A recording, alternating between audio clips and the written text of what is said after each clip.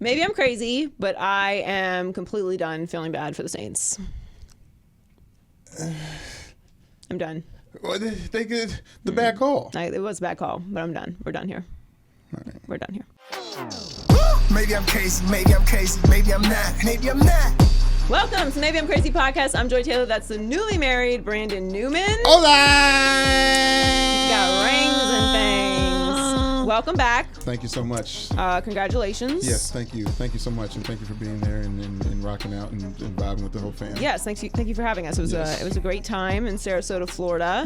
There's some pictures up if you haven't seen any of them. Yes, they're on both our pages and Maybe I'm Crazy Pod. Have you It's ever a beautiful ceremony. Yes, people say I look good. You know what I mean?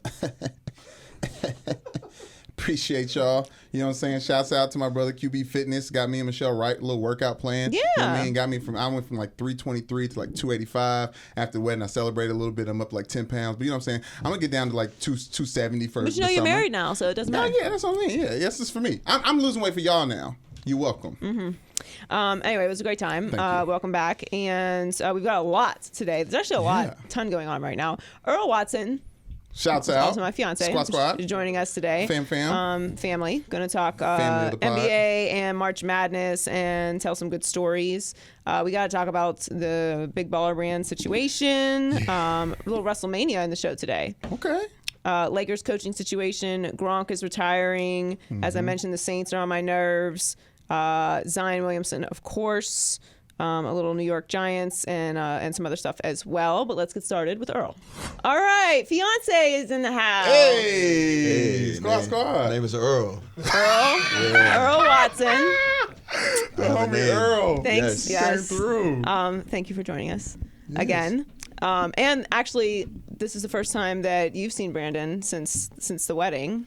Yeah, congrats. Yeah, man. no, appreciate you. I see you with the ring on. Nah, come on, I mean, the No Limit Master P beanie so on. crazy, you know what I'm saying? You know $6 Amazon, you know, feel me, or whatever. Camo mode is dope. They're throwing jokes. The wedding No, that's compliment. No, I grew up know. listening to Master P. He's one of my closest friends, mentor. You know, no Limit Reg is the first to actually do it. You know, entrepreneur. Why are you coming at me like I got really the Hookup Part 2 is coming out. The Hookup Part 2 is not coming out. Yes, it's coming out. You involved? I wish I was. He didn't call me for that one. Oh, man. But he called me to train his Master son. P's a hooper, though. He called me to trade and son. He Okay, didn't call me for the investment. Like, you know. You got young P. Miller to Young Hersey, he's good. Young Percy to he has USC. game. Yeah, no, I don't know about that, but he's good. He played for USC. Nah, that's the older son. It's the younger son in high school. He has I another don't even know my son, Percy Hersey. Miller. You know what I mean? You know what I mean? Let me back off. You know what I'm saying? But shouts out to y'all. You know what I mean? Appreciate y'all coming through for the wedding. You know what I mean? The wedding was great. Y'all was hanging out with my cousin TT, who's trying to get on No Limit Yeah, too. shout out to probably. TT. You know what I mean? Yeah. Real one. TT is Team Joy. She's the realest one in the family. Why y'all? What is this? Like, I put her next to y'all because I feel like y'all need to be comfortable. You know what I'm saying? Yeah. You need some love. real. You know what I'm saying? No, it Little was ratchet. a good time, though. Yeah. I cried. I'm not gonna lie. You know what I'm saying? I didn't. Michelle's I didn't wanna vows were cry. very good. She killed me on the vows. You know what I'm saying? I kind of wrote my vows kind of last second. I wanted the photog to get them. You know what I'm saying? They got me writing. You know what I'm saying? Sweating out there. You know. I'm a content guy. I be thinking. When does all the content come out? You know what? I'm not gonna put people on blast right now, but I've been refreshing my emails, and I'm like, does this usually take time like this? It doesn't. Like, It's gonna take a little time. They want to get it right, you know, get all the filters right. Well, we're still waiting. Anyway, thanks for joining us, Earl. Thanks for having me. So the March Madness is in full effect right now, and everyone's talking about Zion and Ja and RJ Barrett and obviously Taco Fall, and that game was great. We were watching it, and recently Paul Pierce said that Zion is a top 50 basketball player in the world right now. Currently. Yeah, right now. What do you think about that? I think that's tough to give it to him right now. I think what he's seeing is the progression and potential of his game. He's so unique. He is not an analytic type of guy where analytics are all about skill from beyond the three. But he is kind of, because everything he does is at the rim. So that's a powerful analytic. Where he's going to have to improve on is making free throws, because at the next level, he should get to the free throw line 6 to 10 times per game. He's going to eventually have to develop a three-point shot. The mid-range is never going to be there because he's so athletic. You want him to just get to the rim and just finish and get to the free throw line. So how analytics work in the NBA is the layup and dunk is the best shot, points per possession. And then after that, you usually get fouled, so free throw is second, and then corner three is third. Anything outside on the arc, you really don't want to take that shot unless you James Harden, Devin Booker, or Kyrie Irving, and even then, that point per possession is kind of similar to anything below one is not good. So is it kind of disrespectful to guys who are in the league who have develop their skill to a higher level to say that Zion is better than them right now? Is that maybe not disrespectful? Is it a bit reactionary in the moment? I think Paul is a savant. He sees it, and guys in the league used to take that as disrespect, but now with social media and with the fanfare of creating images, I think it's good for the sport of basketball because we talk about it a lot, is who's the next face of the NBA. Like, we can hate on LeBron all we want. We hated on Kobe, but when Kobe left, we was like, damn, what's next? Right. And then LeBron came Whoa. Who said that? When Kobe left? Man, when Kobe left, the whole league was kind of like hurt. He had the greatest basketball commercial for retirement. People that booed him, cheered him. You didn't like Kobe? No. But LeBron was still there. I don't think we're at a loss as much as we are looking at the landscape and saying who is next when LeBron hangs it up. Let me say this. Without the Celtics and the Lakers being relevant, the NBA is painfully hurt. You look at it now, the Lakers haven't been the same since Kobe really retired, even though we have LeBron. LeBron has to get to the playoffs. Kyrie has to have an amazing playoff run for the Celtics to be great. The NBA need those two franchises to be successful, especially if not the Knicks, if that makes sense. So John Morant had an incredible first rounds, and then obviously, they have its team game, so he did what he could. Yes. How do you think he translates to the NBA? High basketball skill. His three-point shooting has improved from the first year to the second year. Points per game, I think, plus 15. He has a 2-to-1 assist ratio. I think it's like 10 assists, 5 turnovers. That's going to go down. Point guards need more experience.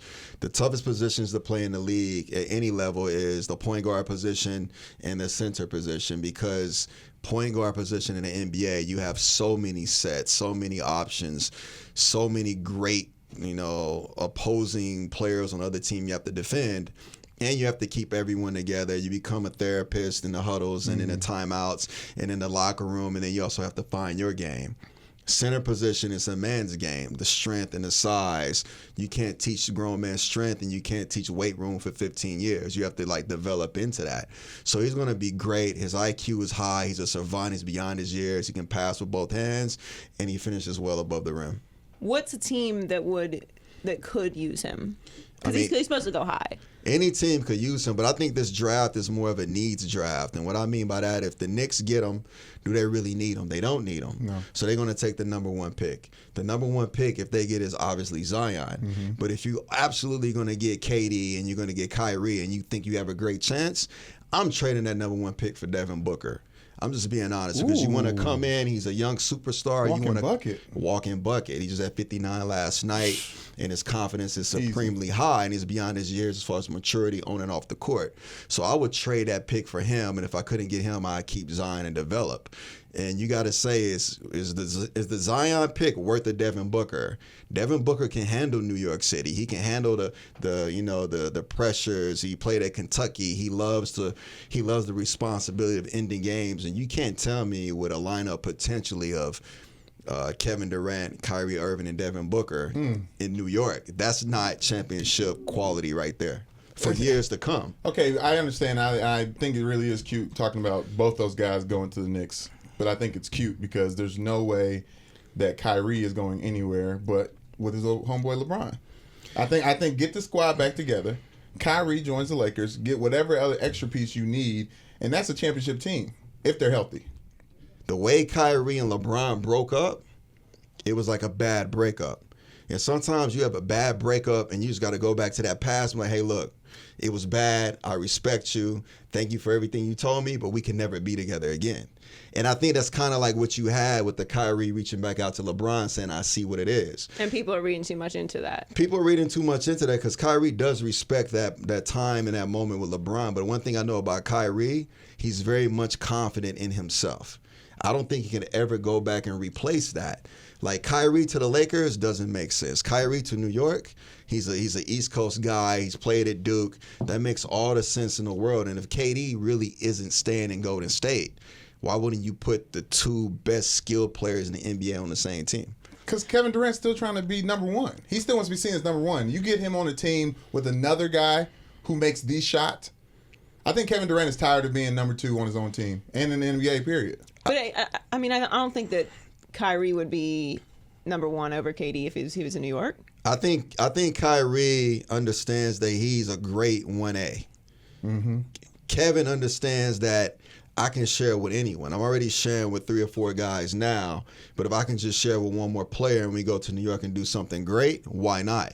So KD is a 1 in New York, but KD's ego isn't like that. KD was my teammate the first 2 years of his career. He really is like a people person. Like this superstar status that people want him to live with and want him to act a certain way. KD's going to be KD. KD, he socializes with people. His rookie year, he's playing video games with local kids in the neighborhood before our game. Oh, yeah, I was playing video games with kids in the neighborhood, and I came to the game. I'm like, what? Who does that? That's just KD. But he is one of the best down-to-earth superstars that we have, and he's never going to ever be over cocky or have this ego that exceeds off the court. Now, on the court, he's a beast. He's a monster. Mm-hmm. He's not going to talk a lot. You give him the ball, just get the hell out the way. But off the court, he's easy going, and sometimes he gets knocked for that, but he is who he is. You got to love it. Yeah, I think that KD's already shown that he can play with other people. And Kyrie, all the issues that the Celtics are having, clearly shows that he's okay with being with somebody else that he can play with. Do you think the problems that the Celtics are having right now are because of the system, or because of Kyrie's leadership? Sometimes in the NBA you can have too much, and if you have too much before players always search for identity through style of play and through contract extensions. Your contract extension is going to give you identity. Meaning, if I get paid X amount of millions, I already know what my role is. Can't tell me nothing less. Right. You paid me for this role. Right. You got a lot of players coming off the bench, or a lot of players who are with the Celtics who are young, who have yet to get their big money deal. And when you have that in the locker room, and this is what I'm hearing constantly without people saying it, like players saying it, you have Kyrie talk about, so many players want the ball at the end of the game, or whose team is it? When you coach a superstar in the league, it's different from coaching a star. A star to me in the league is a young Tatum, is a young Brown. A superstar is Kyrie Irving. Been there, done that, solidified. That's a different conversation that the head coach, the GM, and all the coaching staff need to have. That's a conversation they need to get off the court to let him know and to, go through him and go to dinners and connect beyond, because superstars are very moody. Now, they're moody for a reason, because they're that great and their mind have so much on it, and they see things a little bit deeper. Their mind connect, and they can change and form and transform different things quickly in the game. So to me, going into the playoffs or as soon as possible, I'm hearing Kyrie saying he wants the head coach. And I'm not saying he didn't do it, because I don't know. He wants Brad Stevens to put everyone in a room and tell them what their role is, even down to X amount of shots per game. Isn't it too late for that? It's never too late to make a change and to grow. Growth is never too late. You want to start the season like that, and you were hoping that style of playing, you have enough good people where it will happen. But right now, something has to change, because you're going into the playoffs with a fractured team. If you don't fix the fracture and put a cast on it, it's going to break. And that's what you're getting right now with the Celtics. Super talented, amazing coaching staff, one of the best closers the game has ever seen, but no one knows their role. Because Tatum is really that good. He's that good to carry a franchise, but you have to pick. You have to pick who's going to get the shot at the end of the game. That's the hardest thing to do in a huddle when it's a minute 20 on the clock, because you have this timeout clock that goes. It's a minute 20. It counts down until your timeout is over, and you got to look in the eyes of two players who really want that last shot, and you got to say, it's you.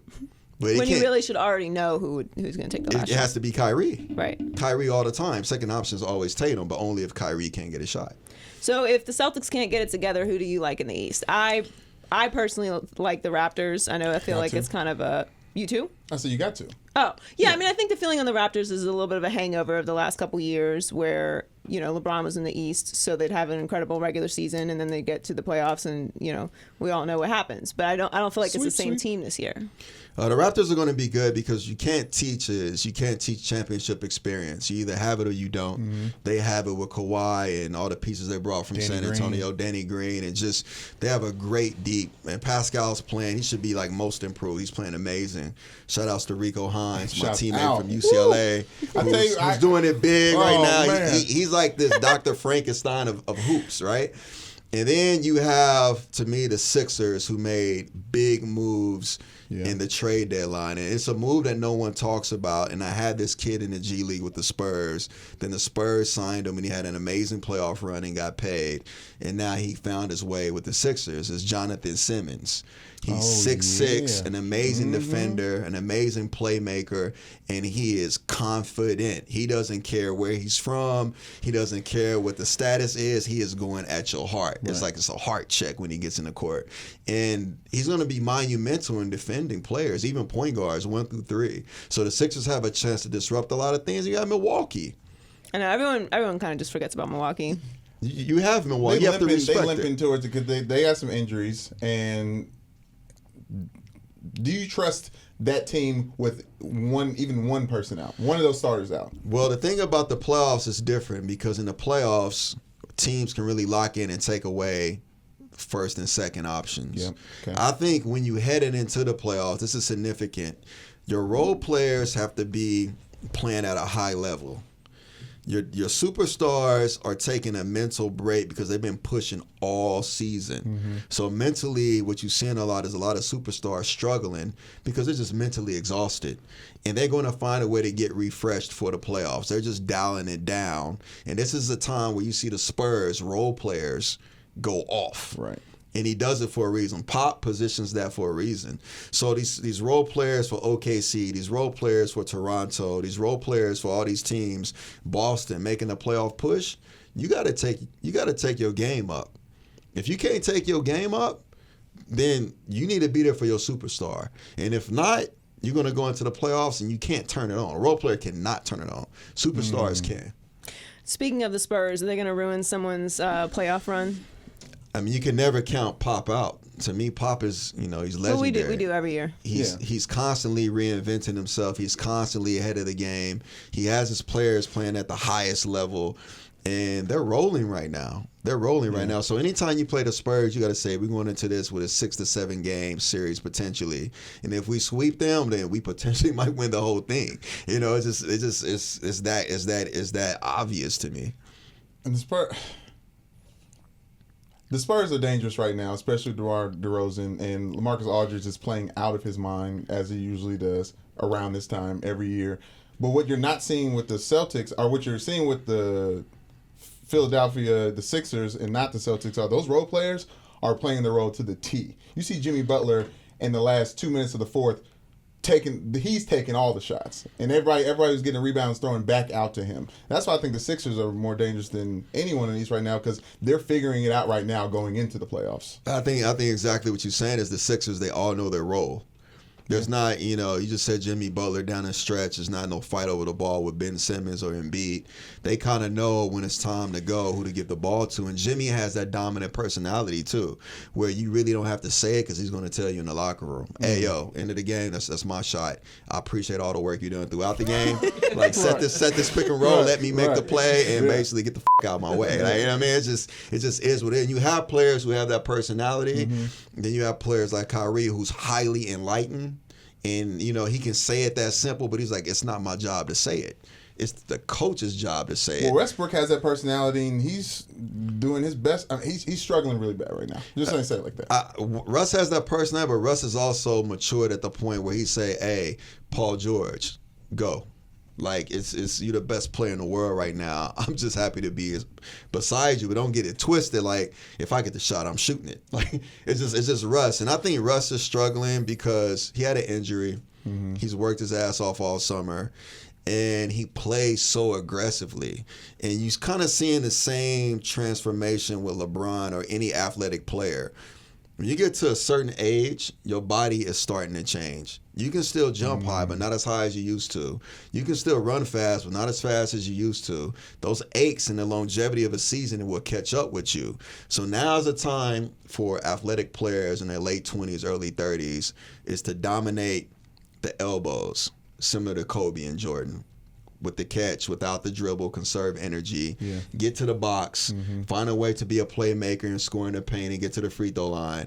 And then it's almost like chess. And then as the fourth quarter comes, the last 3 minutes, the last 6 minutes of the fourth quarter, now you have the ball in your hands and you're coming off pick and rolls, using all your energy to get to the rim, or using all your energy to get fouled or to make plays for others. Kobe learned that over the years through the triangle, which is natural.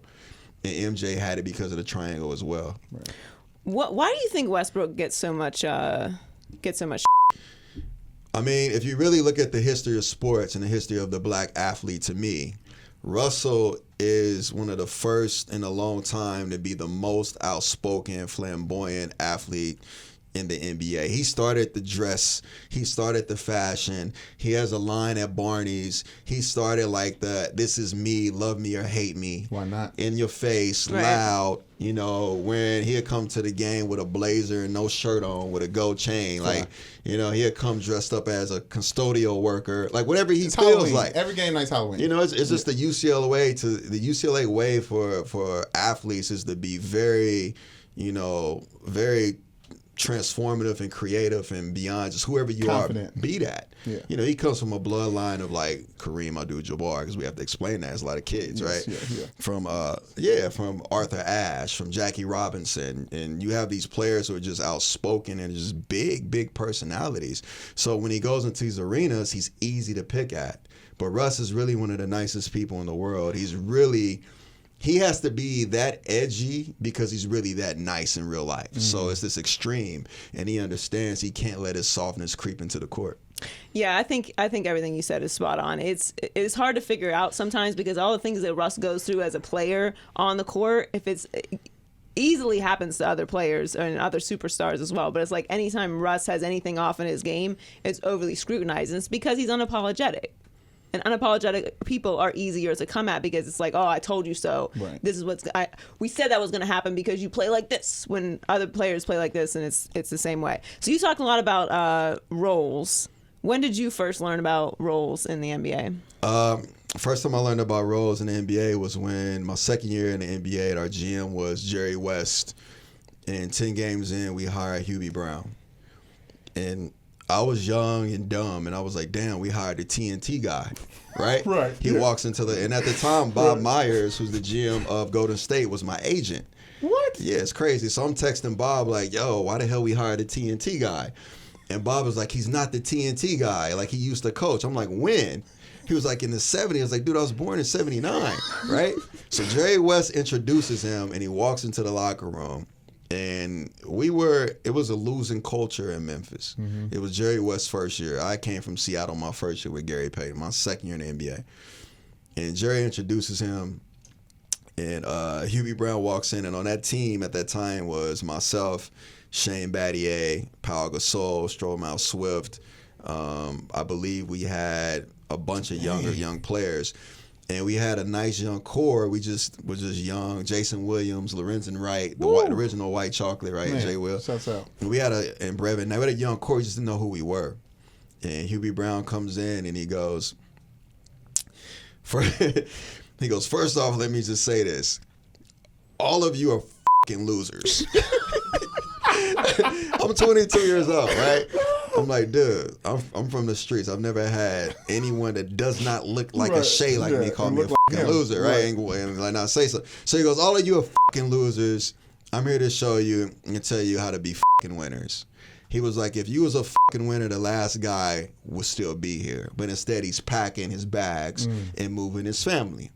He was like, and you're so fucking selfish to realize that you just got a family and a dad and a father and a son fired. Ooh.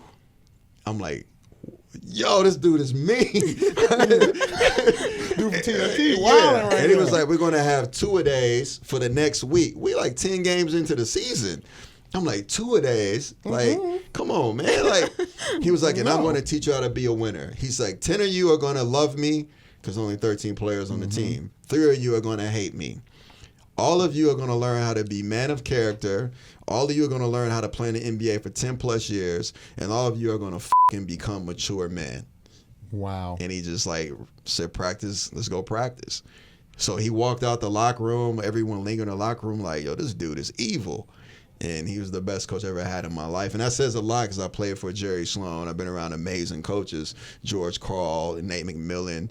The list goes on, like Dick Harder, so many, Dwayne Casey. The list goes on. But this guy really changed my life.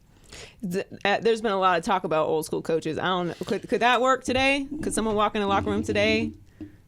It depends on NBA locker room too. No, of course, NBA locker room. You have to walk in with some merit. You know, like I think this is what I think about coaching young players. There's this is from experience. There's so much extra, untrue baggage that comes along with young players because they see like the floss on Instagram. They see like the awards and the merits and the lifestyle. They don't understand what it really takes to get all of that. Right. They don't really understand the hard work. They don't understand the sacrifice. They don't understand just because you can dribble, shoot, dunk, and pass doesn't mean that's what helps us win games. And that's what Kyrie is kind of saying right now. Right. Like, you have to sacrifice something. Kyrie's like, yo, I can go get 40 every night, but I have to sacrifice something too, and you do too. And, I'm going to take the majority of the shots. Like, these players need to be taught how to be a professional before they can ever be a winning player in the NBA, and that's difficult. What did you think about what Tom Izzo did? I didn't have a problem with the yelling in so much as I feel like the optics of lunging at a player and pointing at a player were like too much. I think for me personally, as a younger coach, and I've been coached by only older Hall of Fame coaches. Right. I've always struggled with young coaches because they don't tell you the truth. And I feel like as a coach, the biggest sin you can make is to lie to one of your players. So when I coach, I have to tell you the truth. I have to say it in front of everyone. I don't want any rumors. But before I even get to that point where I'm criticizing you, it's something called off-season, right? So when you have an off-season, that's when you better get to know your players personally off the court so they can trust you to be criticized on the court. And one thing I promise my players, I will never cuss you out while you're on the court. If anything, I would do it in a closed huddle or in the locker room. On the court, I'm going to call you over, and I'm going to say, hey, look, this is what we need to do. If we get in a huddle and I have to fire you up or motivate you, I'm not going to embarrass you for the whole front row to hear. To me, that's embarrassing as a player. And I also never wanted my coaches to be over dramatic, because if I feel like they're over dramatic or they're like going crazy, how am I supposed to keep my control as a point guard? Like, I'm going to take on that personality. Right. So I think there's rhythms to it. Izzo is a Hall of Fame coach without a doubt. But when you coach any sport long enough, and he's great enough to coach this long, you have to evolve. If you don't evolve and understand the rhythms and the social environment of these younger kids, you're going to eventually lose that connection. And that's why you got to go back to Popovich. He's done everything he can in his power to understand this new generation. From reading books about what it's like growing up African American in the United States, from reaching out to different resources and bringing people in to talk to his team and asking questions on how to coach this new generational player. So he's constantly reinventing himself in order to connect. Sticking with the tournaments, I picked Duke, Tennessee, UNC, and Gonzaga in the Final Four. I don't know who your Final Four was. I don't know either. But I don't remember. Okay, so who do you think is gonna end up winning the tournament? I don't know. I think that's the beauty of the tournament. I think what we saw with last weekend, or Duke barely winning with at the buzzer, getting offensive rebound at the free throw line, putting it back in. Anything can happen, and to me, that's a compliment to the growth and development of grassroots basketball. It's so big and so much skill is going into it, and it's constantly growing that all the best players in the country are no longer going to dominate power schools. You have these schools with players who are skilled skilled enough to play in a 40-minute game, but they're not skilled enough to play in a 48-minute game. And that's the NBA because talent takes over with that extra 8 minutes. Right. So you have this impact, and I think the NCAA just kind of lucked out into it that grassroots basketball is growing. And you can have a Taco Fall, you can have a Ja Morant, and you can have schools that are, pushing, almost upsetting, if not upsetting the top schools. What do you think of Taco Fall? Taco Fall, for those of you who don't know, give him Google. He's 7'6". 7'6". Yeah. Could be 7'7". Yeah, he's very large, but he's quick though. Do you think he translates to the NBA? I think he translates to the NBA because of his speed. He's a vertical player, north and south. He gets to the rim quick. Defensively, he's obvious a big time defender, and he protects the paint. In the NBA, he can't sit in the paint. Right. They got the 2-9. Right. Defensive rule. So it'd be interesting to see if he has a jump shot because I don't really know. Right? I don't know if he can shoot an elbow jump shot, but I know one thing. When he rolls to the rim, that weak side is going to have to tag, which means that corner three is going to be open. So he's going to make the defense just shift. He'll be a disruptor. Which is, he's going to make it shift, which is difficult to do because if you throw a lob, he's at the rim without jumping, right? Yeah. So yeah. it's just going to be He's dunking without jumping. if he just picks and rolls to the rim, you have to honor that, and that's going to force that defense to the shift. It's going to be weak side three, so he could have an impact. What's the tournament like? What's the environment like there? The tournament, it's amazing. And, for me, just going into the tournament with the UCLA legacy, it's nothing like it. You really feel like with UCLA, you're running out onto the court and you have Kareem and Bill Walton, Lou Alcindor, Gail Goodrich, Sidney Wicks on your team. And that's what people expect for that tradition. And the environment is very unique and every play matters. The crowd is overly excited. And if you lose, you go home, and if you win, you might get some gifts from the NCAA. So you have that motivational factor, right? Man. You might get, back then it was like a video game. You might get whatever it is now. You progress, and it's a lot of pride, and it's very emotional. And you see majority of the families attend tournament games because that's when most families can make it, and it's the most important. All right, well, we can't get you out of here without talking about this LA team. The Lakers. Oh yeah, squad. What to me? Well, yeah. It's supposed to, you don't know. Brandon has adopted the Lakers now. That's a team. That's a team now. Yeah. How do you feel about the Lakers? How long have you been a Lakers fan for? 3 years. I mean, like 9 months. It's okay. I mean, I don't know the months, but months would sound a lot more than the years. Okay. Years about three, going on 4 years. This is pedigree for millennials. We out here. How do you feel about the Lakers? You know what I mean. I've said that the NBA and the NFL free agency is more suspenseful than the film Us. Y'all seen Us yet? Yes. We watched Us last night. Yeah. Is the free agency a little bit more suspenseful than? It is. Okay. Yeah. That's what I'm saying. So I'm saying we're watching it, and LeBron's setting up for a great comeback. I'll say that. He's setting up right now for a tremendous comeback. So Pay attention. okay. So what he's trying to say is that it's a downtime right now. So this was all planned. This was orchestrated. It's orchestrated. It's you know what I'm Hollywood. saying? Some people are supposed to sit out for 6 months. They sit out for 5-6 weeks. You know what I mean? Like, things happen. But LeBron's out here for the fans. He's averaging 27, 8, and 8. Like, he's still out here. The Lakers are trash. LeBron's all right. LeBron's all right? LeBron's all right. Lakers trash. LeBron's okay. How do you feel they can improve? Like, it's going to take somebody in the front office. Somebody got to tell Rob Pelinka or Magic Johnson what to do, because I don't know if they necessarily know what to do. I mean, I say clean house. LeBron, everybody, Jeannie can stay. Everyone goes? Not you know what I'm saying? But Magic's gone. I mean, yes. Magic's not going anywhere. We're going to keep hiring these names. We're going to get Hubie Brown in here. You know what I'm saying? We're going to get big names. Everybody get big names just lined up on the staff. When Hubie took over our team, we won like 25 games. The next year we won like 52. Major push for major key. Here's my thing. Here's my thing about the Lakers, right? The greatest players to ever play a game, they do this. They find a way to reinvent their style of play. Okay. LeBron has to find a way to conserve energy. He has to, like I said, master the elbows, master the mid post, get to the free throw line. He should get to the free throw line 10 to 12 times per game. Got to make them, though. It doesn't matter. He needs to get there, right? Sure. You have to get there before you can make them or miss them. So you have to get there. And then out of that, you can have a new style of play. And at the end of the game, you can go back to LeBron, high pick and roll, jumping over players and getting to the rim.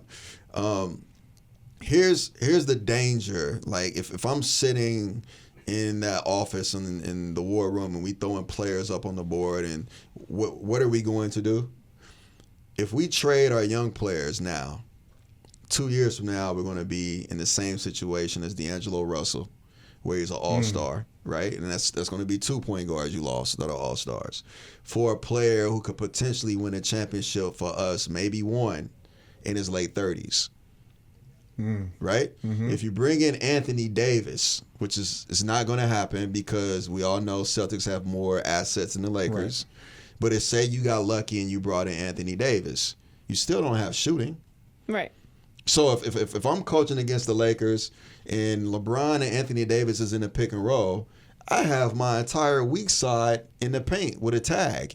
Meaning as Anthony Davis roll, we tagging him, we slowing him up, tag. Skip it to the weak side. I'm going to close out to a non-shooter short. Right. And if we get beat by non-shooters beyond the three, at least it was Anthony Davis and LeBron. The worst insult is that's what we want. When you take a shot and somebody scream, that's what we want. Yeah. or fighting Or words. they just let him sit out there, like nobody man, even makes an just- attempt to go get him. Or they scream, he's with us. He's with us. Like, so the Lakers need shooting. The Lakers, they're going to have to part with some of the young pieces, but which ones do you part with?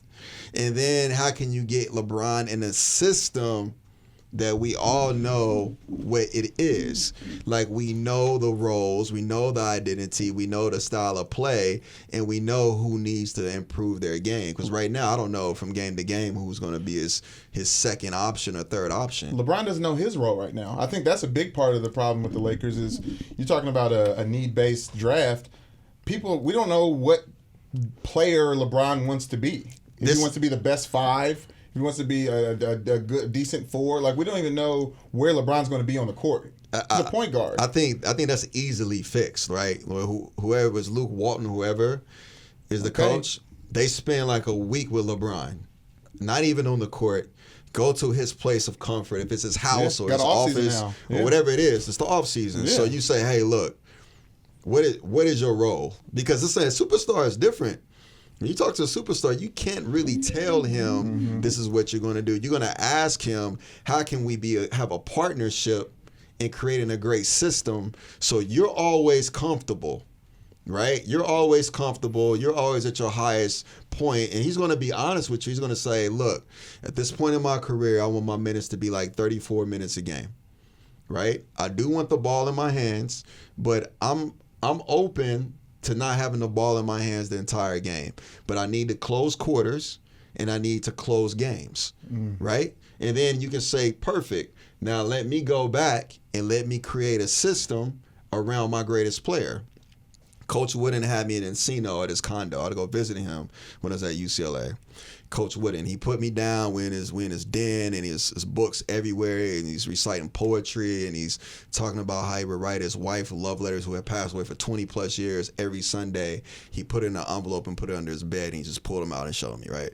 And then he goes, look, it's twice in my career I did not run the UCLA high post, which is a 1-4 offense. The bigs are at the elbows, the guards are at the wings. It's only twice in my career that I didn't run the offense I created, which is UCLA high post. I'm 18 years old. I'm from Kansas City. I don't even know where the hell I'm at. Encino just sounds so far, right? And he asking me, like, do you know when? I'm like, man, I don't even know how to get home from here. Like, there's no GPS. MapQuest. I just go to MapQuest and print it out, and right? And I'm like, how am I going to get here and look at the paper at the same time, right? So I'm like, Coach, I don't know when. Yeah. And he's like, kind of disappointed I didn't know. I'm like, damn, I disappointed him already. And he goes, when I had Lou Alcindor and Bill Walton, he was like, greatest coaches are the greatest teachers. You have to adjust your style of play and identity of your team around your greatest superstars. So whoever coaches LeBron needs to sit down with him, get him into a partnership so now he's fully committed. And it's going to, who's not going to follow that in the locker room? When LeBron said this is what it is, your head coach says this is what it is, then this is what it is. Like, you're going to get better in a role with identity, but you have to have him committed first. You have so many stories. Yeah, I was. And that's crazy, right? That was beautiful. I was there. I was just in the took you basement. to I saw the Woodman's things. condo? Yeah, the poetry. It was beautiful. Oh, scripture. he was super dope. Oh my Like, gosh, Wooden, one of the best. the GOAT. Yeah, he is. With it, or quit it. With it, quit it. What? With it. We about to turn up in this bitch. All right, what am I winning or quitting today? Robert James Gronkowski retired from the NFL on Sunday. Gronk helped Tom Brady and the Patriots win 3 Super Bowl championships. After 9 seasons of dominance, he is definitely on his way to the Hall of Fame. Joy. Gronk is the 2nd greatest tight end of all time. With it or quit it. I am gonna with that actually. Okay. We are. If you don't understand why we're wearing the shades, Shouts out. Google Gronk. I don't think he Shades. still likes these, but I wouldn't be surprised if he still has some of them. Oh, yeah. Shout out to Rob. I've known Rob for a very long time. Great guy. And Did you know him as Rob? yes, I knew him as Rob. Yeah, actually. just Yeah, Rob. I did not call him Gronk. I've never called him Gronk. I've referred to him as Gronk because it's the only thing people know him as. Right. But yeah, no, I call him Rob. Great career. Congratulations on a great career. Pride of Woodland Hills High School. Shout out Woody High, Pittsburgh, Pennsylvania. Okay. But yeah, I think that Gronk, who I will refer to from moving Yes. forward, these glasses are ridiculous. They're very fog- hard, they're fogging up. very difficult to focus. Definitely fogging up Yours at the are fogging up because you're wearing a hat. True. That And could've been as it. you know, the purpose of hats of that sort is Right. to keep your head warm. And I have a lot of hair, and it's Right. My chest is You also itching. still have the UV 400 sticker. So these are actually functioning sunglasses. They're not just to look ridiculous. Functioning. I mean, if they have the UV, is that Yeah, helping? that's what I always Is it people- helping to rub the? I feel like you should rub the inside where to get the the UV playing up. well, if you're trying to get Oh, into I see it. unsteam. Oh, I see it. Okay. So anyway, Gronk, Gronk, yes. Gronk is the second best tight end of all time. To me, Shannon Sharp is the best tight end of all time. I mean, Gronk follows him closely. yes. The only nod I would give to Shannon is that Shannon played longer. But Gronk had more touchdowns. But I like to argue, as dominant as Gronk has been his entire career, like he's not better than Shannon Sharp because Shannon Sharp gave us, 62 touchdowns in an era where running backs ran the NFL. Right. Let's just be real. And Gronk had Tom Brady and Bill Belichick this entire time where Shannon bounced around with 2 different teams and the I same mean, amount Shannon had a decent quarterback, pretty decent quarterback. Yeah, the second time when he came over to the Ravens and still got the national championship with no quarterback. Super Bowl. Super Bowl, I'm sorry. What did I say? National championship. I don't know why you would say That's that. a big one. Anyway, I agree with you. I Yes. agree with you, but they're very close. And then to me, I think it's arguable with Tony Gonzalez. Yeah. Like I'm gonna put Rob second just because Rob has the rings. Yeah. But Tony is arguable because Tony's numbers are just insane. I mean, he's a 14-time Pro Bowler, 6-time first team All Pro. Like you can go down the numbers. Tony's obviously first ballot Hall of Famer, and then you have Antonio Gates, and I mean after that you can argue a bunch of different players: Kellen Winslow, Jason Witten, Jeremy Shockey was Ozzie my Newsome, favorite Jeremy Shockey, player to watch. Jimmy Graham. Like, Yeah. there's obviously huge names out there that were influential to the tight end position, but I think those are the top 4 for me. Right. Pretty interchangeable. I think Shannon at the top just because of the rings, and the longevity, and Rob is close there. But overall, like Gronk had a career that I feel like over the last couple years has kind of been. Not dismissed, but just gone a little unappreciated because of his injuries. Right. Obviously, he did Yeah. have a lot of catastrophic injuries, but he was at one point the most dominant, powerful, game-changing offensive weapon maybe in NFL history, like No that we had question. ever seen. No one could tackle him. You had to double team him. If he got the ball, That didn't work. you were getting yards after the catch. Like he was unstoppable and fast, like you had never seen a big guy run before, agile with wiggle. Like we forget all of what Gronk was. Man.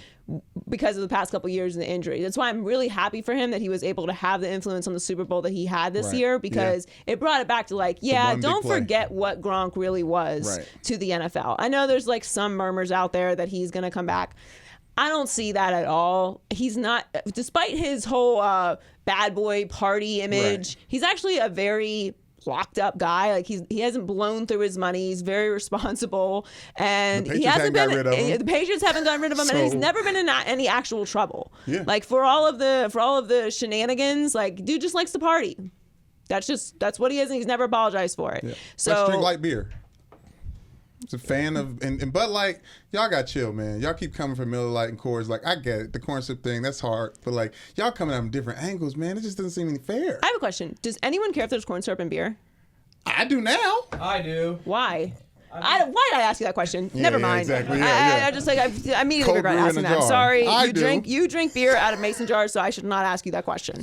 I actually I brewed it prefer home, but cold yeah. roasted hops with a scent of maple, sprinkled with some paprika in my beer. Sounds pretty good, Joy.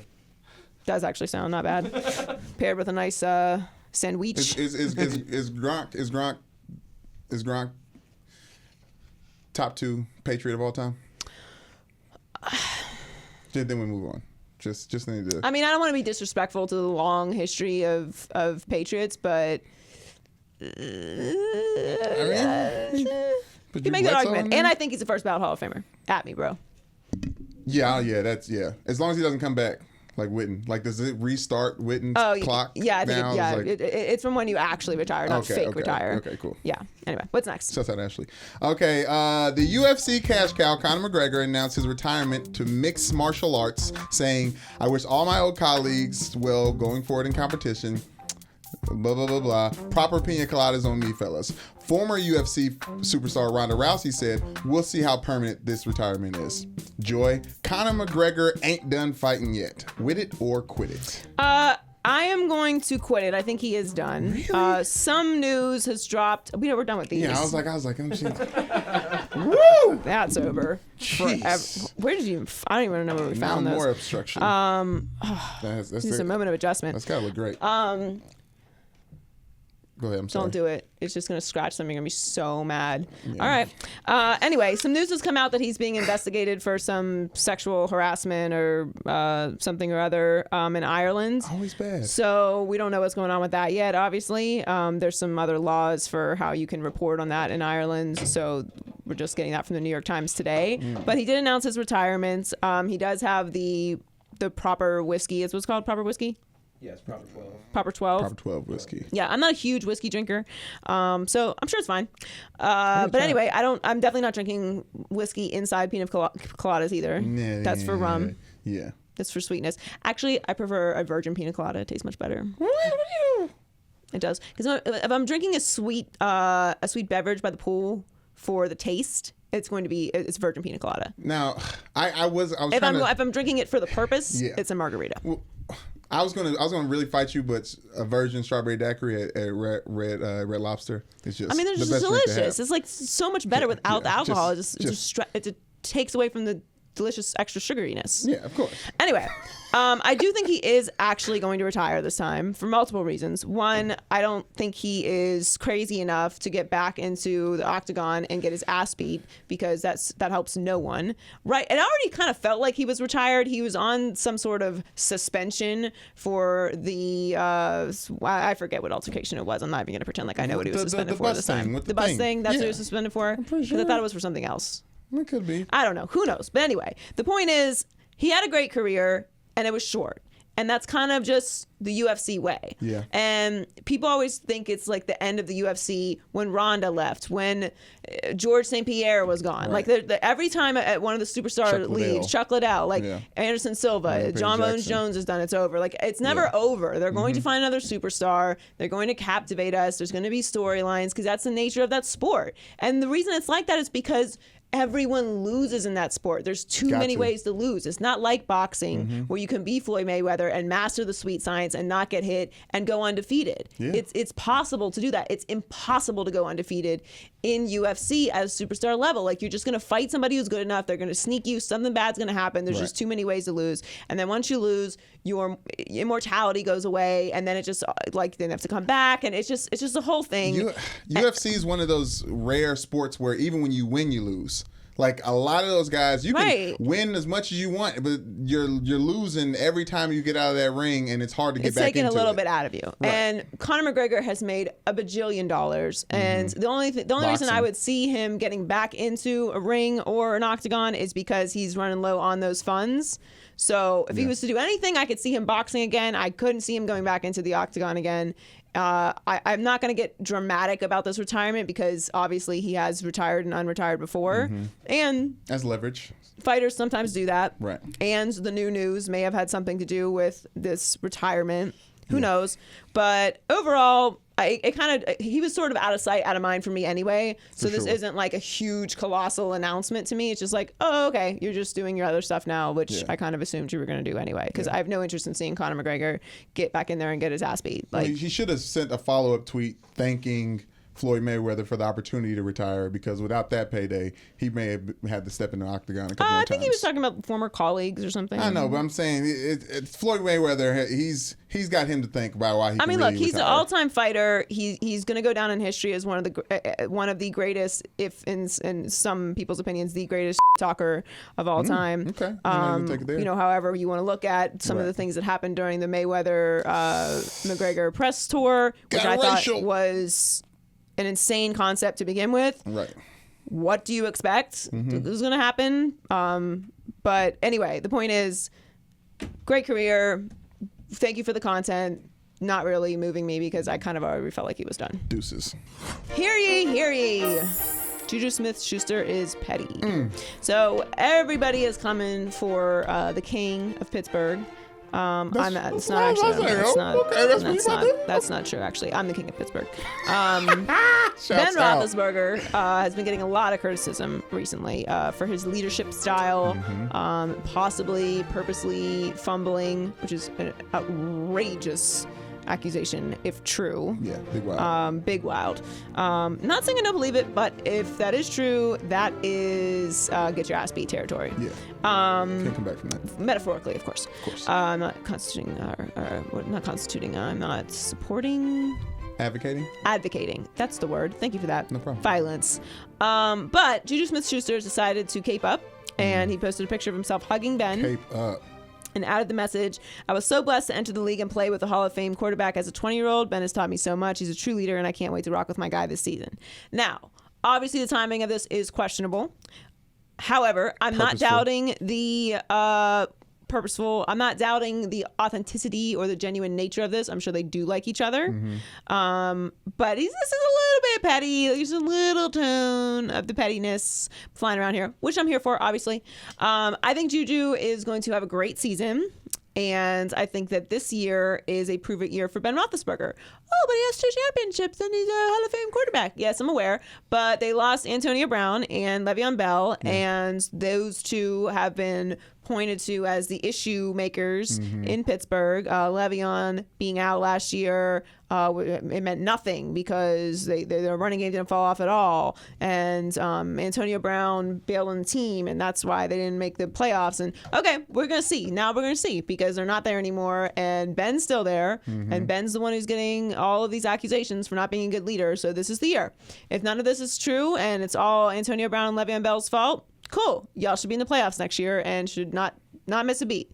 And I'm not saying that they're going to be terrible next year because they still have a great offensive line. They still have JuJu Smith-Schuster. They still have Ben Roethlisberger and a bunch of other pieces. So we'll see. I don't have high expectations because I feel like the Antonio Brown, Le'Veon Bell, Big Ben era was squandered. And that's just how I feel about it. I feel like what happened in Pittsburgh was a colossal disappointment. I know people in Pittsburgh are very resistant to criticizing anyone on the team. I don't understand why. Because the last time I checked, the standard is the standard, and the standard is championships, and excuses are for losers. And I don't do that. Not where I'm from, and I don't like that shit. So everybody else being all soft, and it's Antonio Brown's fault, Le'Veon Bell's fault. Ben can't be criticized. All right, cool. Well, we're going to see. And I'm talking to all Steelers fans right now because everyone is in their feelings. And for whatever reason, everybody thinks that all of my favorite new narrative, and I don't get caught up in comments a lot because I just try and avoid that and keep that out of my life. But every once in a while, I'll see one just because it happens, unfortunately. You know how to read. It's a casualty of that skill. This idea that the national media has vendettas is so weird to me. Like, I'll get tweets from people. They're like, well, if your network would let you talk about real stuff, then you would know that Ben Roethlisberger's been supported by 3 offensive linemen. You know, FS1, they don't want you to say anything nice about Ben Roethlisberger. And it's like, I don't understand. Is that a thing people really think happens? Like, I mean, well, Cowboy, I guess we're like an NFC. Are we? I don't. Like, you think that get the it's early my morning goal games. to just make up things about Ben Roethlisberger that aren't true. It's just weird to me. Like, I don't get it. I feel it's disrespectful to me as a person that you think I have the time to sit here and have a vendetta. I don't care, okay? Let me just be very clear. I don't care. All I care about is the Steelers being good because the Dolphins are going to be awful. And the Steelers are my other team, and I need them to be good or else I have a miserable season, okay? That's the point, all right? So stop making excuses. It was a disaster of a season. Just say it. That's what it was. They didn't make the playoffs. That's not what we do, all right? And we're not even just trying to make the playoffs. We're trying to win championships around here. So you can't have all of these issues, and I'm sorry, but there can't be this much smoke without there being some kind of issue with Ben Roethlisberger being the proper leader. And just take some responsibility for it. You know what I would respect? What's if that? at this point everyone just came out that's like still on the team and was like, yeah, we had a horrible season. This is why. This is where I messed up. I should have been in a room with this person. I should have said this to this person. I didn't do it. Moving forward, we're going to do things differently. We messed up here, and this is what we're changing. Instead, it's like, yeah, we all got to look in the mirror, and, you know, we all really love Ben. Everything's cool.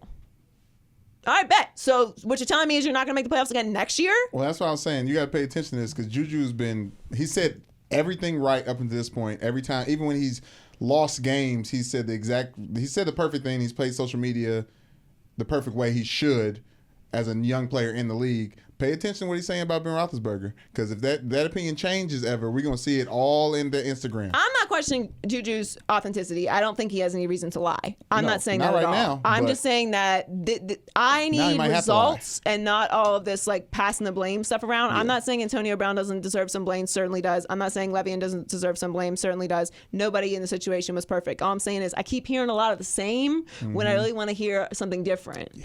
And that's not what's happening. So. It's time for High Key Low Key. All right, time for High Key Low Key. I always forget what we do. We do High Key Low Key. It's time for High Key Low Key. There's a drop. Did the recorder drop? Okay. There's a So I always drop. mess that up. So high key, the Lakers are going to fire Luke Walton, and low key, they should not hire Jason Kidd. So Jason Kidd was on the jump yesterday talking about, you know, if the yellow and purple, is that what they call it? Purple and gold. Purple and gold. Yeah. Why do people get so specific about the hue? If they name the It's color, it's yellow. a name. Oh, really? Notre Dame is old gold and navy blue. It's old gold. Of course it's old And gold. Kelly Green. You know what I'm saying? Like, I mean, it's a thing. They're gonna name it. Let's not do it. We're trying to go. Just go through the thing. Go through the. He was looking thirsty on the jump. Continue. Anyway, he was referring to if the purple and gold come calling, you answer. Which, in the coaching perspectives, of course, he's totally right. Like, of course, if the Lakers call him, he's going to go coach the Lakers. Why would he not go coach the Lakers? That makes perfect sense. Now, from a player perspective, you may have other opinions about whether that's a good spot for you or not. Right. So that's kind of a, I'm not going to pick apart his words as far as that goes. But what I don't understand about the Jason Kidd hire is while Jason Kidd was, if you just compare Luke Walton's record and Jason Kidd's record in the last just call it their last 3 seasons. Right. Jason Kidd was more successful. He obviously had better talents, if you want to break that down, except for this year where Luke had LeBron, which would trump those, but then LeBron was injured. So it's like, what are you really looking for here? in the like East as well, When though. so when you look at Jason Kidd, like, what is it that you're gaining that you don't have with Luke Walton? Unless Jason Kidd has some secret deep connection with LeBron James that we don't know about. I don't know. If that's the case, cool, awesome, hire Jason Kidd. I feel like at this juncture where the Lakers are, nothing makes sense to me except for what Earl was talking about. Whoever coach they bring in has to be able to connect to LeBron on such a deep, soulful level, or at least on a level where it's like you're going to do whatever it is I say. You have to keep LeBron happy. We have seen what happens when LeBron is not happy with the coach. It's a disaster. It can't work. We've seen it every year, it feels like, though. But that's what it is. Like, if LeBron's not vibing with the coach, it's not happening. On top of, you don't have the players that you need. So to me, who they hire is not as important. Like, their resume isn't as important as their relationship with LeBron. Like, that's all that it comes down to. Forget everything else you've done. What's your relationship with LeBron? actually forget. Why am I asking you? LeBron, what is your relationship with this guy? It doesn't even matter. Like, that's it. That's all that matters to me. So when I look at Jason Kidd, like, no name is going to excite me that they could possibly hire. There's no one, unless it's Hubie. That would be actually very interesting. But like, if you're, other than that, there's no name that's going to excite me. Like this idea of Doc Rivers, like Doc Rivers is a great coach. Doc Rivers would be an upgrade for most teams. But why is Doc Rivers even in the conversation as the coach for the Lakers? Does he have a relationship with LeBron? Because otherwise it doesn't matter. It doesn't matter who you are. You got to have a relationship with LeBron. All right, moving on. High key, big baller brands. The story is so sad. Low key, why are you happy about this sad story? Why are you happy? Yeah, what are you celebrating? All right, here's the thing. If you didn't hear, basically, a guy named Alan Foster, who was very close to the family, who we have both met. Been in this room. He has been in this room, correct. He has actually been in this room. You are right about that. I forgot about that. Yeah. He's been in this room. Yes. So, again, like, very, very shocking. Allegedly stole $1.5 million from Lonzo. Can't find it. They can't find it. And he had some criminal past, and it's a whole thing. And Ramona Shelburne reported on it, and now they're discussing ending the whole enterprise, just folding Big Baller Brand. Lonzo and his brothers deleted all the Big Baller Brand stuff from their page, allegedly unfollowed their dad. There's like a whole thing. There were some reports that Lonzo had warned LeVar about it, and that nothing was done. Who knows what the actual inside story within the family of how that went down is. Right. I'm going to assume there's some missing parts to the story, just having been around the Ball family at all. And I'll just say this, like, it's shocking. And I know there were people who are always rooting for LeVar to fail. Because LeVar is unapologetic and he's loud and he proclaimed things and he said things that people didn't agree with, like he could beat MJ in one-on-one, which hasn't happened, so technically he's not a liar yet. No. And I mean, look, like he did great things for his son. Whatever you want to say about LeVar, Lonzo's on the map because of LeVar. Like, Lonzo's a great player at UCLA. Became what he was because of LeVar. Yep. That's facts. And you can argue anything about it. You're wrong. That is a fact. What happened with them happens to literally everyone on planet Earth. At one point or another, you're going to get scammed, whether it's for $5 or whether it's for $1.5 million or whether it's for $100 million. There's Ponzi schemes aplenty. Give it a Google. Happens to rich people, very, very smart people who've invested billions of dollars. It happens to lots of people. So this is not something where it's like, oh, you should have known better. Okay, maybe, but probably not, because it happens to everyone. Everyone has a story where they're like, yeah, I got scammed. Yep, I thought this was happening, and it wasn't. And it's sad because people rooted so hard against this whole enterprise and this whole idea. And I think we've always been on the same page. Like, it's like rooting for the man. Like, what? What are you doing? Who does that? Right, his name's the man. Who roots for the man? Yeah, you like, don't do that. Who are you? What did Right. you just like you're like the person who likes paying taxes? Right. The man raised you. Like, you like Did the man raise you? You like having Come clean. all of the rules against you to Yeah. like fail. Like, It's you like hard being out here. controlled by corporate America. Like, cool.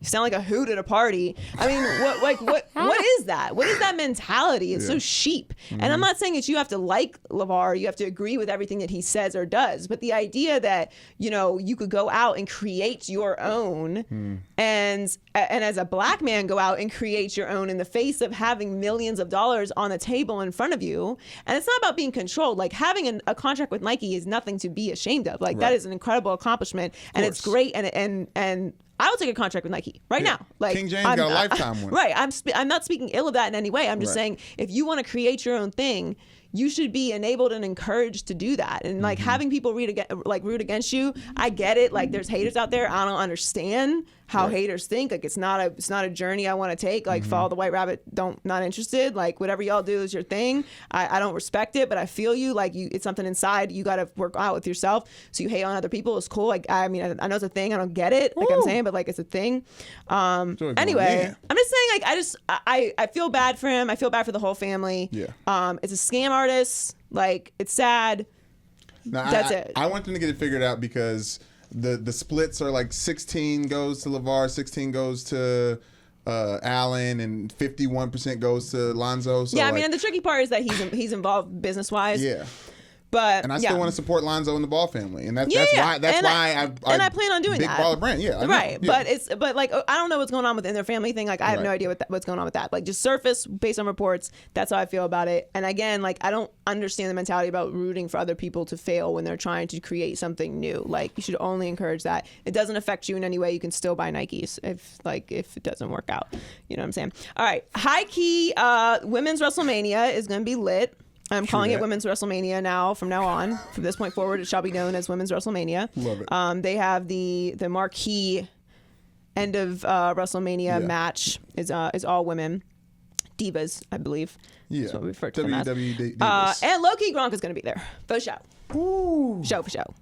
Gronk with a cameo wrestler. Oh yeah, he's here. Book For it. show. Yeah. Yeah. I mean, Rob. Yes, he's going to be a part of wrestling in some way or another. Like there's smoke, there's fire. All right. So and this is happening. And right now, I like what's more appropriate Gronk reference? There's like Apple vape.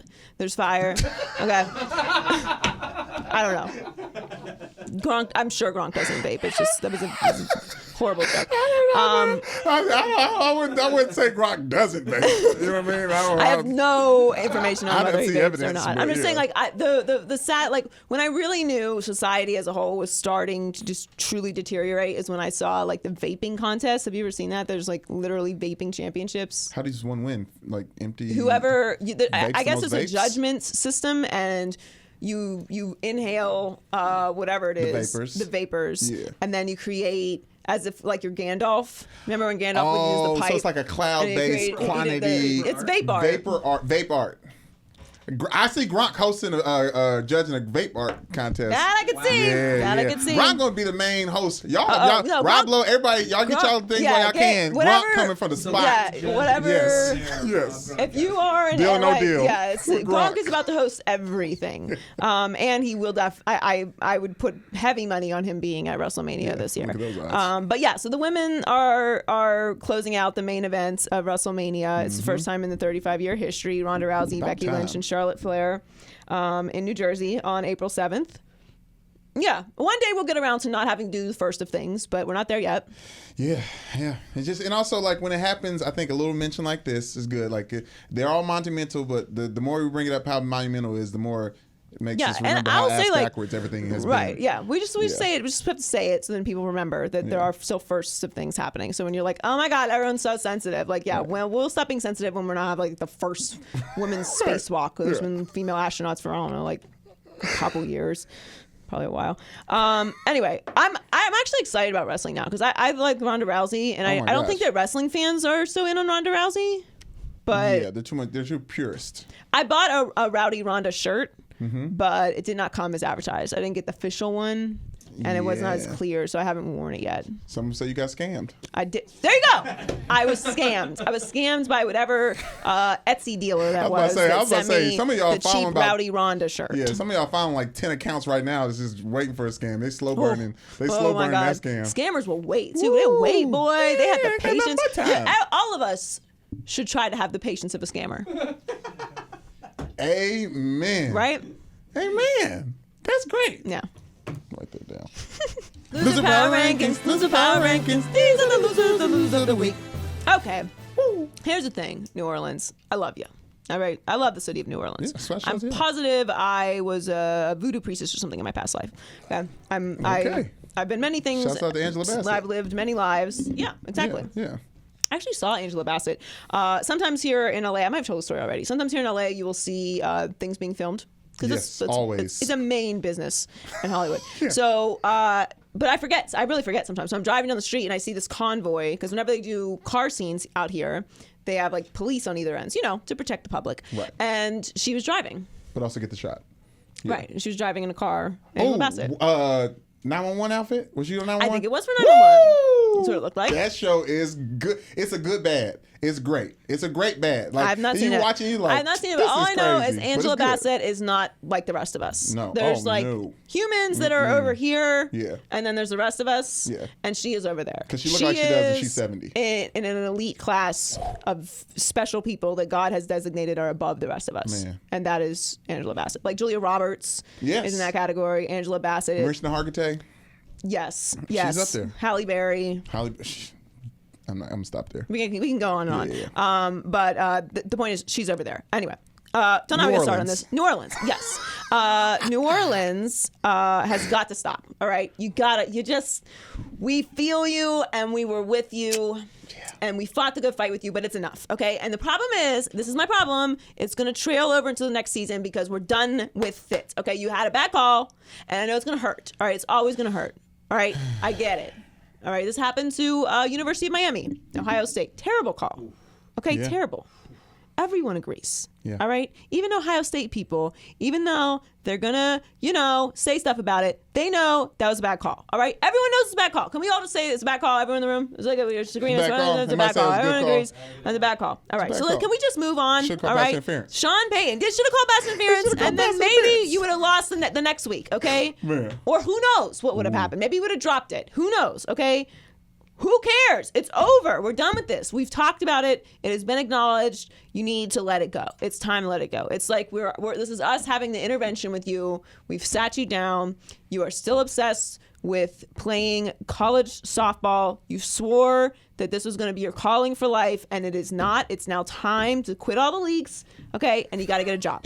All right? That's what we're talking about here, okay? Oh my God. Because Sean Payton, they're the league meetings right now, all right? And he's talking to the NFL competition committee, and he wants to expand the instant replay for pass interference calls. And I don't have that much time to live, Sean, all right? We don't have that much time on earth. I don't have that much time to watch football games. I have stuff to do. We have families. I have food to eat and stuff to do. I can't be All sitting that. around waiting for all these refs to go over all these pass interference calls. Who wants to live like that? Nobody. We shouldn't have to suffer, all right? We did it. We stood up for you, and this is enough.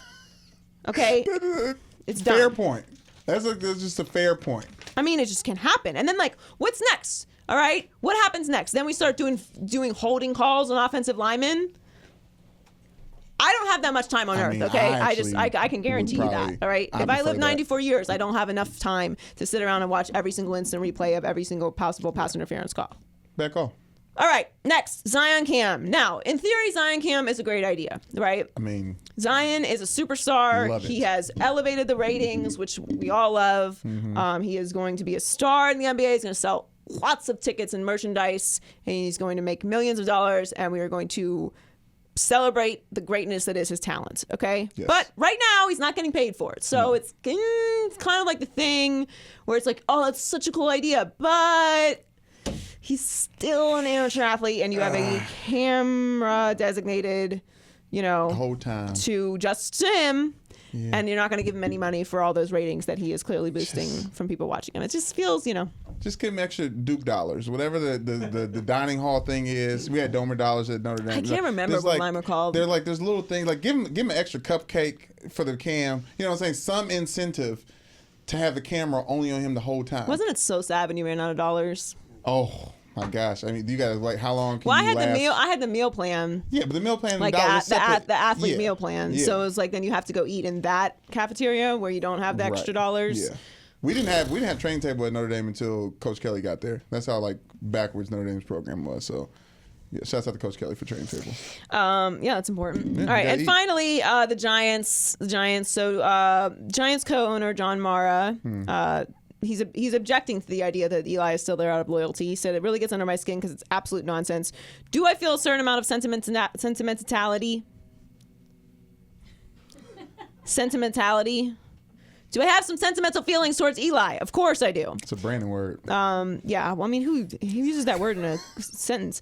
Would I ever let that way get in the way of making football? I'm done reading this stupid quote. The point He is, said some stuff. The point is he's saying basically he is not sticking with Eli out of loyalty. So what you're saying is you're sticking with Eli because you don't know how to make football decisions then, because basically Clearly. with a 5-11 record and having to just trade Eli and his QBR ranking leaving him at 25th amongst quarterbacks last season, what is your actual plan?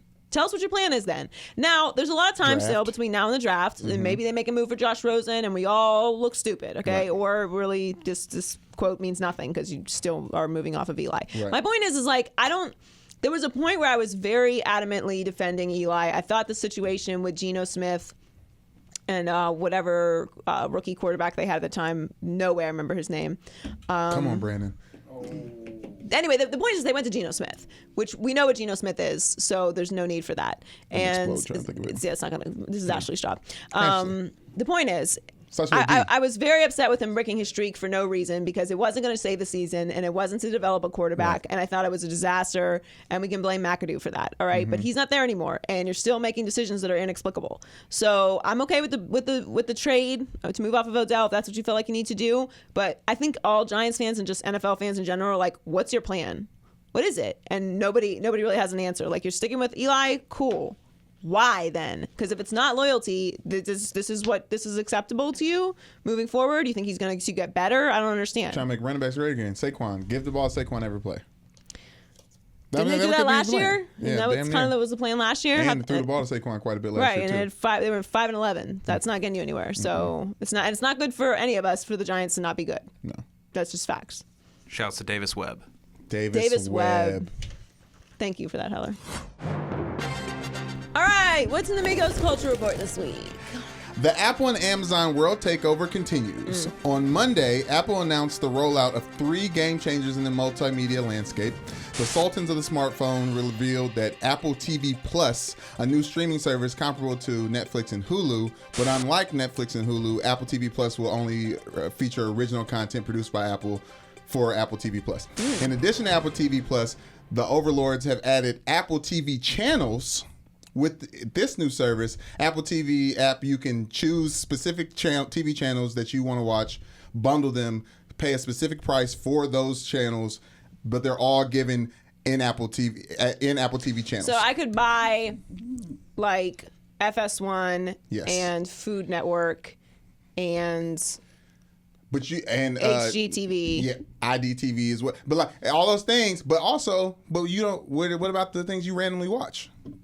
That's what you get when you got the regular TV. You randomly watch something. Me and Michelle accidentally watched something in the Smithsonian Saturday morning that had a lot of information about Los Angeles. It was beautiful. I wouldn't have known to buy that channel in advance. How much are you willing to pay for that? $200 a month. I mean, it's every Saturday morning, find something random on before stuff comes on. Like 2 cents. That's what I'm saying. I don't know the prices yet. Well, yeah.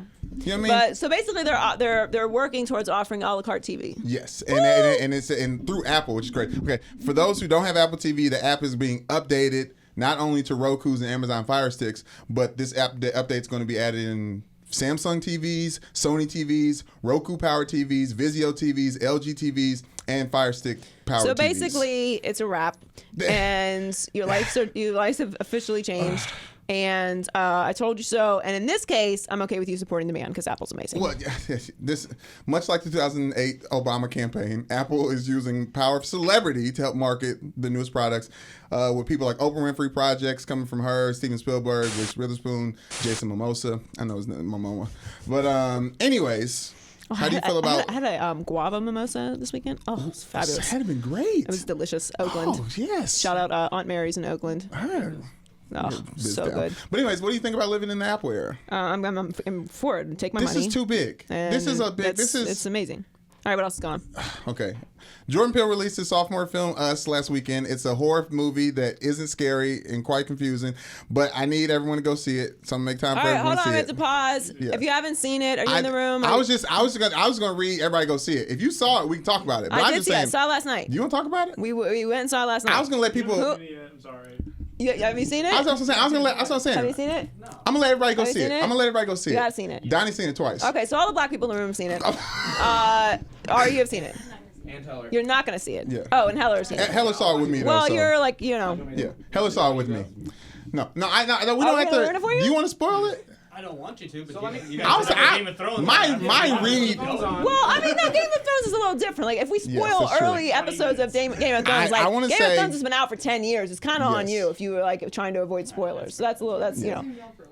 That's what I'm saying. My read. No. My read was just to tell everybody to go see it, and we'll talk about it next week. We will excuse you from the room if it's not deep. Okay. Wait, are you talking about it? Yeah, we're gonna talk about it. We're gonna talk about it. We'll leave. All right, okay. So we're allowing John Hill to leave because we don't want the movie to be ruined. Ashley's also going to Ashley's leave. like, ooh, That's we fair. playing the room out for the Us Okay. review. All right, I mean, now. Jordan Peele has that power. I mean, we gonna talk about it. All right. Well, we'll give it 2 good knocks when you can return. Ashley on the way out. It hasn't even been out 1 week. I mean, this is just like if you're gonna support the culture, at least what you gotta do. All right, just kidding. We're actually not going to spoil it. If you want me and Brandon's review, we're posting it as a bonus clip. Yes. But our overall feeling that is crazy good. Crazy good. We're working on our rating system for the podcast, but right now we're giving it a crazy good. I actually give it like a crazy good plus. Crazy good plus. I like it. Because I think it's better than you think it is. Yeah, no, it's I would say a crazy all right plus. Like if you order a steak like medium or medium plus, I'm giving it a medium plus. I'm giving it a crazy good plus. Okay. To make it as complicated as possible to tell you how I feel and about we'll it. follow it. We're gonna get this down to a science. Yeah. Listen to the review, find out what we really feel. Thank you for that, Tyler. All right, thanks for joining us this week. We appreciate fiance Earl Watson coming in and friend of mine. That's my friend. Yeah, and dropping some knowledge for us. Make sure that you subscribe on YouTube at the Maybe I'm Crazy Podcast and follow us on our pages at Maybe I'm Crazy Pod, Newman Show 99, Joy Taylor Talks. Swag. Thanks for joining us this week. Share, comment, tell your friends. We appreciate the love, and we'll catch you next week. Bye. Maybe I'm crazy, maybe I'm crazy, maybe I'm not.